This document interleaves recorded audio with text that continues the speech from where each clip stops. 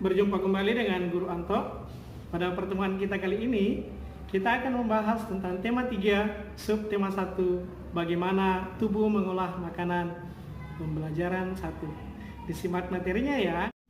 Tujuan pembelajaran pada pertemuan kali ini ada 3. Yang pertama, dengan mengamati iklan media cetak, siswa mampu mengenal dan menyebutkan unsur-unsur iklan. Yang kedua, dengan menggali informasi dari teks bacaan, siswa mampu mendeskripsikan organ-organ pencernaan pada manusia. Dengan menyebutkan bagian dan model, siswa mampu menyebutkan organ pencernaan pada hewan dan manusia. Nah, amatilah gambar di bawah ini. Apakah kamu selalu makan makanan sehat seperti yang kamu lihat pada gambar? Makanan sehat penting bagi tubuh kita. Oleh karena itu, banyak iklan yang kita temui di tempat-tempat umum yang mengetengahkan tentang makanan sehat.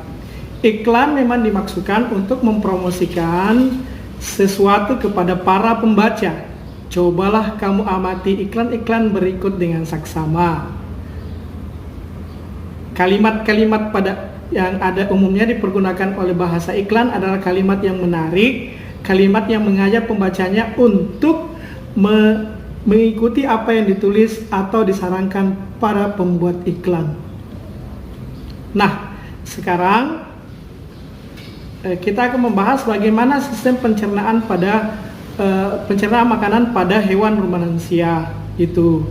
Simak penjelasan berikut. Hewan rumensia adalah kelompok hewan mamalia yang biasa memamah atau memakan 2 kali dan dikenal dengan hewan memamah biak. Contohnya hewan rumensia ialah sapi, kerbau, rusa, domba, kambing, dan kijang. Sistem pencernaan rumensia lebih kompleks dibandingkan pencernaan hewan pada umumnya. Nah, baik. Mekanisme pencernaan makanan pada hewan rumensia seperti yang telah dijelaskan sebelumnya. Salah satu contoh hewan rumensia adalah sapi. Mari kita baca bagaimana sistem pencernaan pada sapi. Yang pertama adalah gigi. Gigi pada sapi terdapat ada 2 jenis, yaitu gigi seri dan gigi geraham yang digunakan untuk mengunyah makanan. Kemudian lidah. Lidah sapi berguna untuk merenggut rumput atau makanan dan mendorongnya masuk menuju lambung. Yang ketiga, saliva. Saliva adalah merupakan cairan enzim yang terdapat pada sapi. Lambung sapi berbeda dengan lambung manusia. Ukurannya jauh lebih besar. Lambung sapi merupakan organ pencernaan yang sangat penting bagi sapi. Lambung sapi terdiri dari 4 bagian. Yang pertama, rumen.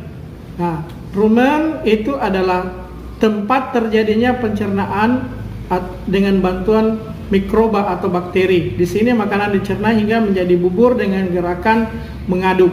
Kemudian yang kedua adalah retikulum. Di dalam retikulum makanan kembali mengalami proses fermentasi dengan bantuan bakteri. Yang ketiga, omasum. Di dalam omasum makanan dicerna dengan bantuan enzim pencernaan. Selanjutnya makanan dimasukkan ke yang keempat adalah obamasum. Abomasum atau perut, inilah yang sebenarnya dinamakan dengan lambung. Nah, setelah melewati seluruh proses pencernaan makanan di dalam obamasum, makanan bergerak menuju usus halus. Panjang usus halus pada seekor sapi dewasa, anak-anakku sekalian, itu bisa mencapai 40 meter. Dalam usus halus terjadi yang namanya fermentasi, pembusukan makanan dan makanan-makanan yang tidak dibutuhkan kemudian dikeluarkan melalui anus. Nah, bagaimana anakku sekalian? Kalian bisa memahami materi berikut, maka kita lanjut kepada tugas yang harus kamu kerjakan seperti pada gambar berikut. Nah, anak-anakku sekalian, bagaimana setelah menyimak materi yang kakak tadi telah sampaikan? Bisa dipahami ya? Menarik bukan? Nah, sampai jumpa pada materi berikut.